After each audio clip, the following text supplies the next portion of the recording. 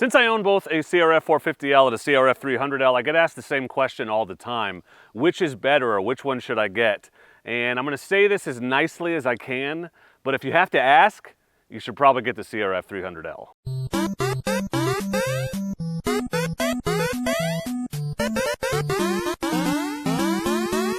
To a casual observer or a new rider, the CRF450L and the CRF300L don't look that different.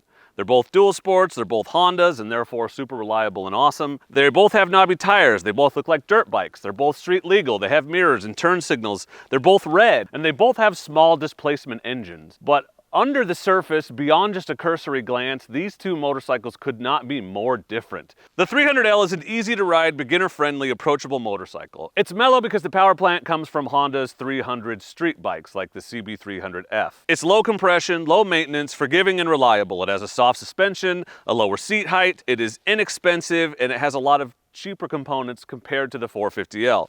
It is incredibly beginner-friendly and easy for a new rider to take on, and ideal as a commuter bike that gets you around town, takes you to work and back, but also takes you into the woods on the weekends for adventures on forest roads, going moto camping, things like that. Or you can ride it all over the continent like our friend Critter Moto does on his CRF450L. These bikes are, relatively speaking, not as fun in the chunky stuff, in the difficult stuff, because they have a soft suspension and a lack of power. They're not great at climbing and taking on incredibly difficult terrain, but they're very capable. It's like a mule that can climb anything, it just can't climb it fast. So this is your dead simple, reliable, easy to ride mule or donkey, as it were, of a motorcycle. The 450L, on the other hand, is a very different bike. So this is based on the Honda CRF450X and the CRF450R. That's the motocross and the enduro bike. It takes the engine and the frame directly from those bikes. So very, very different DNA. The engine is slightly detuned, yes, but it's still at its core that motocross engine. This bike is decidedly not mellow. It is very twitchy, fast. It wants to go fast. It's a bike that was designed to do 60 miles an hour through whoops in the desert, take on chunky stuff without even noticing it. It's a bike that is designed and meant to be ridden hard, and they just did the very basic amount of stuff they could do to make it street legal. It has a stellar suspension, high compression engine, high maintenance, very high seat height. It's an expensive bike with expensive components, and it costs twice as much as the CRF300L. It is very unfriendly to a new rider. If you get nothing else out of this video, get that. This bike is not friendly and easy to ride. It demands a lot of you, and you need to be a skilled rider in order to ride it safely and even enjoy it, in my opinion. It excels at difficult riding, technical desert stuff, light single track, hard enduro. It's not at all comfortable on the road. It'll do it. I've ridden it at 75 for hours at a time, both at the beginning and the end of the Oregon BDR, but that's not what it's for. It's not built to be a street bike. It's built to be an off-road bike, but you can take it on the street. They're both amazing bikes. I highly recommend both of them, but you have to know exactly what it is you're buying the bike for and what you're getting yourself into. And I think a lot of people that ask this 450 versus 300 question don't know that. It's important to understand the distinctions before you make a decision. There's a reason why I was able to pick up this CRF450L 3 years old with 600 miles. A lot of people go into the dealership, they see a 300, they see a 450, they think that's a small bike, I can handle it. The salesman's licking his chops, thinking about doubling his commission, so he's like, oh yeah, you could start on the 450, no big deal, they're basically the same. That is complete and utter bullshit.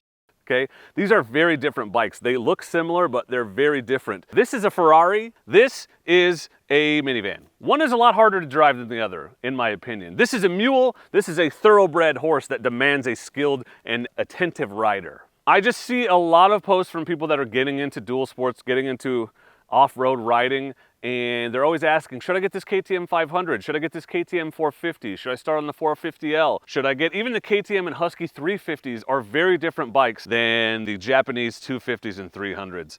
This is a beginner-friendly, entry-level motorcycle that anyone can ride. This is not. So despite the fact that the displacements look similar, they are not that similar. Anyone that's ridden both will probably tell you the same thing. All of those 450, 500 bikes are like this 450L, high compression, high maintenance, high seat height, expensive. The 250, 300s are low seat height, low amount of maintenance required, low compression, easier to ride, low price. The design philosophy is night and day. If that doesn't solidify your understanding, let me tell you this. My Tenere 700, okay, almost twice as big as this 450L, is easier to ride in every way except weight than my 450L is. It is less twitchy, easier to control, the power is more easier to use, it's not scary or intimidating, it doesn't feel like it's going to shoot out from underneath you. The suspension is better in terms of handling slower speed stuff, it's not as twitchy. I would much rather put a brand new rider on a Tenere 700 than I would on this 450L. I think they'd be safer and have an easier time. Displacement does not mean everything when it comes to buying a motorcycle, and if you didn't know that, hopefully now you do. So when I said that if you have to ask the question, which should I get, the 450L or the 300L,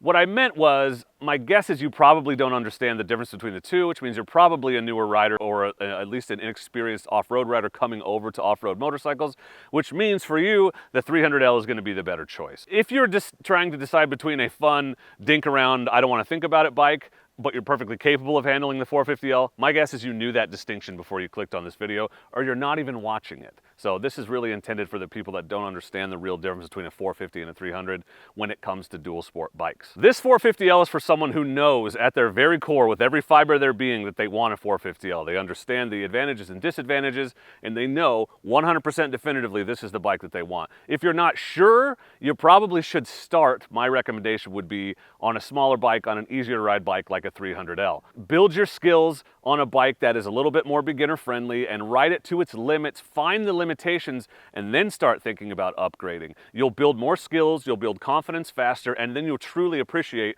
a bike like this when you move over to it because you've been spending time running into the limitations of a motorcycle like this. But those limitations are strengths when you're a newer, less skilled rider. I don't want to discourage anyone, that's not my game, but I do want you to be safe and make good choices and get out there and have a good time. Starting on the wrong bike, getting tossed around, not enjoying it, and then deciding that dual sport riding is not for you is not something that I want to happen. So I'd much rather you get out on a bike that's fun, easy to ride, that you could appreciate and learn on before you move up to a bike when you're ready that is going to be a little bit harder to control but be able to take you so many more places. That's the whole point of this video, of this piece of advice. So what about you? Have you ridden both bikes? Have you owned both bikes? What do you think is the difference between the 450L and the 300L, or really the 450-500 class and the 250-300 class of dual sports? Let us know in the comments. If you're looking for more information on either of these bikes, you're doing a deep dive trying to decide, I have a full playlist on each, 450L playlist, 300L Rally playlist. I will link those for you in the description. Check those out here or on the channel. Thank you for watching. I appreciate you, and please do not forget to be excellent to each other. Thank you. Excellent!